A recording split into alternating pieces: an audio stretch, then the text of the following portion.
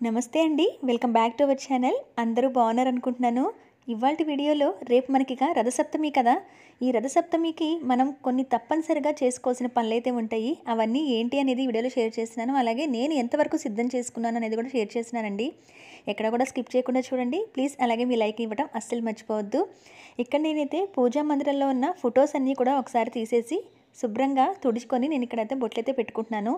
ఇక్కడ అమ్మవారి ఫేస్ అయితే కొంచెం డిఫరెంట్గా అలంకరించుకున్నానండి. ఇక్కడ బొట్టు కూడా ఈ విధంగా పెట్టేసి ఇప్పుడు కళ్ళకు కూడా కాటుక ఇవన్నీ పెట్టుకుంటున్నాను అనమాట. ఇలా పెట్టడం వల్ల అమ్మవారి ఫేస్ ఇంకొంచెం బ్రైట్గా ఉంటుందని అనిపించింది నాకు. అందుకని ఎప్పుడైనా అమ్మవారికి ఇలా వేయడానికి వీలుగా ఉన్న ఫొటోస్కి ఇలా పెట్టుకుంటూ ఉంటాను నేను. ఇదిగో చూడండి, కళ్ళకి అలా దిద్దేసి బొట్టు అది పెడితే కనుక చాలా నిండుగా ఇంకొంచెం పెద్ద ఫేస్ లాగా అనిపిస్తూ ఉంటుంది అమ్మవారిది. అందుకని చెప్పి ఇలా పెట్టుకొని నిత్య పూజా మందిరంలో ఎలా సర్దాను అని అంటే ఇలా ఫొటోస్ పెట్టేశాను. నాకు ఇక్కడ ఫేస్ అనేది స్వామివారిది ఉంది నా దగ్గర, సూర్యుని ముఖం అనేది ఉంది. సో చిత్రపటం వచ్చేసి పూజా మందిరంలో పెట్టుకున్నాను. ఫేస్ వచ్చేసి తులసమ్మ దగ్గర పెట్టుకొని పూజ అనేది చేసుకుంటాను. ఇక్కడ వచ్చేసి తులసమ్మను కూడా నేను ఇక్కడ బొట్లు అవి పెట్టేస్తున్నానండి కడుక్కొని. మీరు ఎవరైనా పీఠం మీద పెట్టుకోవాలి, లేకపోతే ప్లేస్ లేదు, కింద ఫ్లోర్ మీద రాసుకోవడానికి ప్లేస్ లేదు పసుపు అది అనుకుంటే కనుక ఇలా పీఠం మీదే మీరు పసుపు రాసేసి ఇక్కడే రథం ముగ్గు వేసి కూడా పూజ చేసుకోవచ్చు. అయితే నేను సూర్యుని ముఖం లేకపోయినా, చిత్రపటం లేకపోయినా పూజ ఎలా చేసుకోవచ్చు అనేది ఒక వీడియో పెట్టానండి. అది ఈ సూర్యుని ఫేస్ లేని వాళ్ళకి చాలా మందికి యూజ్ అవుతుంది అనుకుంటున్నాను. ఎండ్ స్క్రీన్స్లో ఇస్తాను, ఒకసారి చెక్ చేయండి. ఇక్కడ నేనైతే తులసమ్మ వారి కుండికి కూడా ఇదంతా పసుపు రాసేసేసి ఇక్కడంతా కూడా ఈ పనులన్నీ కూడా కొంచెం మనకి టైం టేకింగ్ పనులు కదండి. ఇవి ముందుగా చేసుకుంటే మనకి పూజ అనేది చాలా సులువుగా చేసుకోవచ్చు. పూజకి కూర్చోబోయే ముందే ఈ పనులన్నీ రెడీగా ఉంటాయి కాబట్టి మనం ఏవి మర్చిపోకుండా కూడా పూజకి ఏర్పాటు చేసుకోగలుగుతాము. రథసప్తమి పూజ చేసుకోవాలనుకున్న వాళ్ళు ఈ ఏర్పాట్లయితే తప్పనిసరిగా చేసుకోవాలి. పీఠం మీద అయితే నేను పద్మ ముగ్గు వేసాను కదా, ఇక్కడే మీరు సూర్యుని ముఖం ఉంటే, చిత్రపటం ఉంటే పెట్టుకొని పూజ చేసుకోవచ్చు. లేదంటే కనుక ఆ పీఠం మీద రథం ముగ్గు వేసుకొని కూడా పూజ అనేది చేసుకోవచ్చు. అలాగే తులసి కోట లేకపోతే కనుక ఇలాగ చిన్న మట్టి ప్రమిద తీసుకొని కొంచెం ఒక స్పూన్ మట్టి అనేది వేసి దాంట్లో అయినా తులసి దళాలు బయట మనకి దళాలు అమ్ముతారు కదా, ఆ దళాలు 4 తెచ్చిపెట్టుకోండి. తులసి కోటలాగా చేసుకొని అప్పుడు పూజ చేసుకోండి. ఎందుకంటే ఈ రథసప్తమి తులసి కోట దగ్గరే మెయిన్గా చేసుకుంటూ ఉంటాం కనుక పాలు పొంగించి పొంగల్ వండి అక్కడే పూజ చేసుకుంటాం కనుక తప్పనిసరిగా తులసి కోట లేని వాళ్ళైతే కనుక ఆ విధంగా ఏర్పాటు చేసుకోండి. చిన్న మట్టి పాత్ర కానీ మట్టి ప్రమిద కానీ తీసుకొని అలాగే చిక్కుడుకాయలు తెచ్చుకొని తప్పనిసరిగా రథం అయితే తయారు చేసుకోవాలి. ఆ రథాన్ని ఎలా తయారు చేసుకోవచ్చు ఈజీగా అనేది 3 పద్ధతుల్లో నేను వీడియో అయితే షేర్ చేస్తున్నాను. అవి కూడా ఎండ్ స్క్రీన్స్లో ఇస్తాను, చెక్ చేయండి. అలాగే మనకి నైవేద్యం నివేదన చేయడం కోసం స్వామివారికి చిక్కుడు ఆకులు అయితే కావాలి. అలాగే జిల్లేడాకులు, గోధుమల దీపారాధన చేయడం కోసం, అలాగే ఆ రోజు మాఘస్నానం చేస్తాం. రథసప్తమి రోజు స్నానానికి అత్యంత విశిష్టత కాబట్టి జిల్లేడాకులు వీటిని పెట్టుకొని మనం తలస్నానం చేయాలి కదా, అందుకని జిల్లేడాకులు. అలాగే శుక్రవారం పూట వచ్చిందండి. శుక్రవారం అంటే మనం ద్వారలక్ష్మిని కూడా అలంకరించుకోవాలి. విడిగానే ద్వారలక్ష్మి అంటే శుక్రవారం మంగళవారాలు ఎప్పుడు అలంకరించుకొని ఉంటాము. ఇక పండగ అనేది శుక్రవారం కలిసి వచ్చింది కాబట్టి సాధ్యమైనంత వరకు కూడా చక్కగా ద్వారలక్ష్మిని కూడా అలంకరించుకొని ఇలా దీపాలు పెట్టి పూజ చేసుకోవడానికి అయితే ప్రయత్నించండి. ఇది ఉదయం రథసప్తమి అనేది ఉదయం పూట చేసుకుంటాం కనుక అక్కడ పూజ మొదలు పెట్టబోయే ముందే ఈ ద్వారం దగ్గర కూడా ఈ విధంగా అలంకరించుకొని దీపాలు పెట్టుకుంటే చాలా మంచిది, ఇంటికి శుభం కూడా అండి. ఇక అలాగే తులసి కోట దగ్గర నేనైతే ఈ విధంగా జేగూరు రాసేసుకున్నాను. జేగూరు రాసుకొని ఇక్కడ రథం ముగ్గు అనేది వేసుకుంటున్నాను. మనం తులసి కోట దగ్గర పూజ చేసుకుంటాం కనుక ఇక్కడ కూడా రథం ముగ్గు వేస్తాం. అలాగే ఇంటి ముందు కూడా రథం ముగ్గు వేస్తూ ఉంటారు.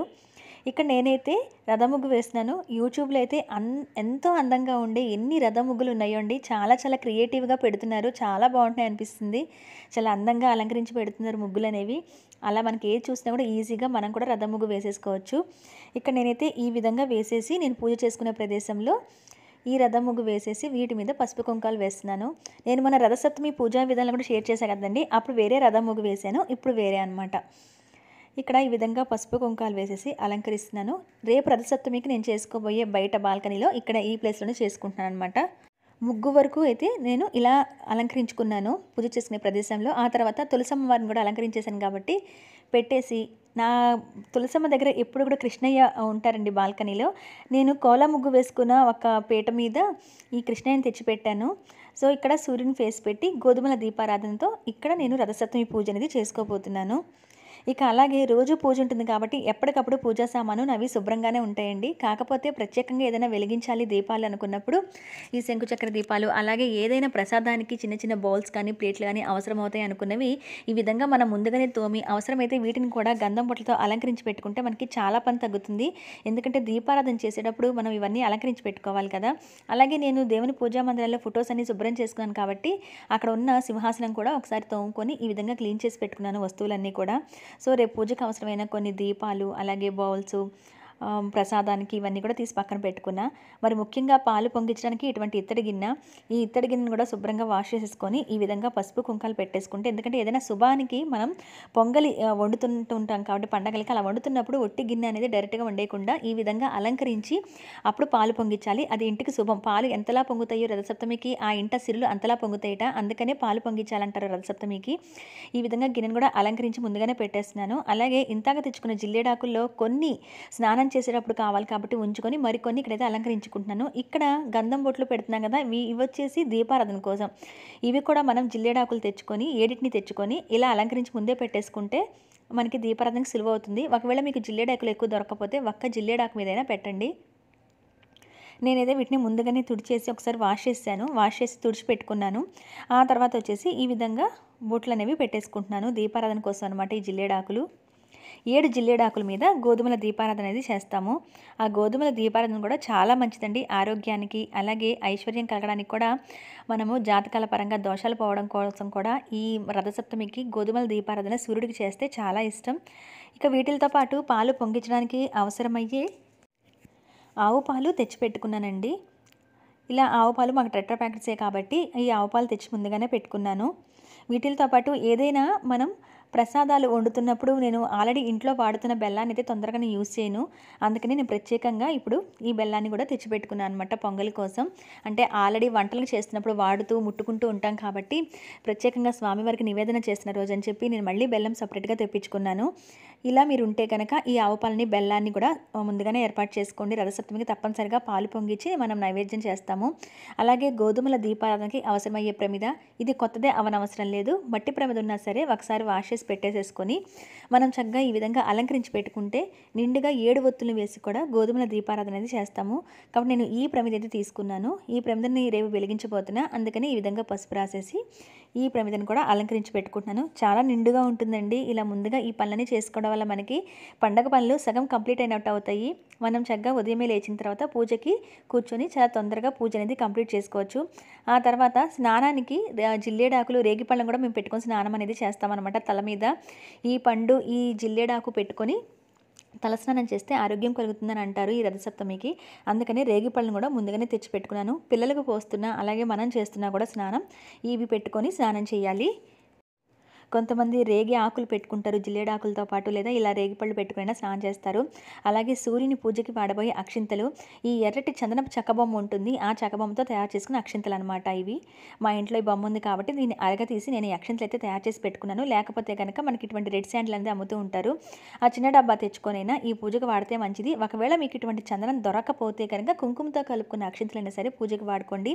స్వామివారికి పూజ చేసేటప్పుడు ఎర్రటి అక్షింతలు వాడితే చాలా మంచిది. ఇక వచ్చేసి నేను ఇంటి ముందు మెయిన్ సింహద్వారం ముందు ఈ షీట్ అనేది స్టిక్ ఆన్ చేస్తున్నారండి మా హస్బెండ్. ఎందుకంటే ఈ ఫ్లోర్ మీద ముగ్గు వేస్తున్నా అస్సలు కనిపించట్లేదు అనమాట. ఏదైనా జేగురుగా రాస్తేనే కనబడుతుంది తప్పితే విడి రోజుల్లో అంత కళగా అనిపించట్లేదు. సో అందుకని చెప్పి ఇక్కడ నేను ఈ షీట్ అనేది స్టిక్ ఆన్ చేసుకుంటున్నాను. దీని మీద సాయంత్రంగా రథం అనేది వేయబోతున్నాను అనమాట. మెయిన్ సింహద్వారం వైపు ఇది స్టిక్ ఆన్ చేశాను నేను. సో ఈ ముగ్గు వేసుకున్న ఏదైనా మనకి ఇంటి ముందు ముగ్గు ఉంటే కళగా ఉంటుంది కాబట్టి అది కనబడేలాగా ఉండాలి కదా, అందుకని చెప్పి ఈ షీట్ తీసుకొచ్చి వేస్తున్నాను. ఇలా ఇటువంటివి స్టిక్ ఆన్ చేసుకుంటున్నప్పుడు ఇంకొక హెల్ప్ ఉంటే బాగుంటుంది. అలాగే క్లాత్తో మనం గట్టిగా ప్రెస్ చేస్తేనే అది ఫ్లోర్కి బాగా స్టిక్ ఆన్ అవుతుంది. లేకపోతే మనకి ఫోల్డింగ్స్ లాగా వస్తూ ఉంటాయి అనమాట. సో ముగ్గుకి చూడటానికి బాగుండదని చెప్పి ఇది జాగ్రత్తగా స్టిక్ ఆన్ చేశాను. అయితే ఇక్కడ మాకు పై వాళ్ళు ఎదురు ఆపోజిట్ పోర్షన్స్ వాళ్ళు తిరుగుతూ ఉంటారు. సో ఎక్కువ అతికించుకోకుండా కొంచెం అతికించాను. మరి కొంచెం ఉంటే బాగుంటుందని చెప్పి సన్నగా మరొక లేయర్ అంటే మరొక కొంచెం కట్ చేసి అతికించాను అనమాట. ఎక్స్ట్రా ఉన్నది ఇక్కడ తీసేస్తున్నాను. ఇలా జాయింట్ చేసుకొని అతికించుకున్నాను. అంటే వెడల్పు సరిపోలేదనమాట ఆ రోల్ అనేది. సో రేపు ముగ్గు వేసేది రథం ముగ్గు అనేది ఇక్కడ వేస్తాను. సో ఈ విధంగా అతికించుకున్నాను అనమాట. ఇప్పటి వరకైతే కొన్ని ఏర్పాట్లు నేను చేసుకున్నవివ్వండి. ఇంకా కొన్ని తమలపాకులు తెచ్చుకోవాలి. చెరుకు ముక్క అనేది మనకు కంపల్సరీ అవసరమవుతుంది. మరి రథసప్తమి పూజను ఎలా చేసుకున్నాననేది మరొక మంచి వీడియోలో షేర్ చేస్తాను. మీరు కూడా ఈ వీడియో చూస్తుంటే మీ దగ్గర ఏ వస్తువులున్నాయి, ఏ వస్తువులు లేవు అని చూసుకొని కావాల్సినవి ముందుగానే ఏర్పాటు చేసుకొని తప్పనిసరిగా రథసప్తమి పూజ చేసుకోవాలి. మీ సంకల్పాలు నెరవేరాలని మనస్ఫూర్తిగా కోరుకుంటున్నా. ఇది ఫ్రెండ్స్ ఇవాల్టి వీడియో. ఈ వీడియో ఇంతటితో ఎండ్ చేస్తున్నాను. మీరు ఎంతవరకు ఏర్పాటు చేసుకున్నారని నాకు కింద కామెంట్ సెక్షన్లో షేర్ చేయండి. మరొక మంచి వీడియోలో మళ్ళీ మిమ్మల్ని అందరినీ కూడా కలుస్తాను. అప్పటి వరకు బాయ్ బాయ్.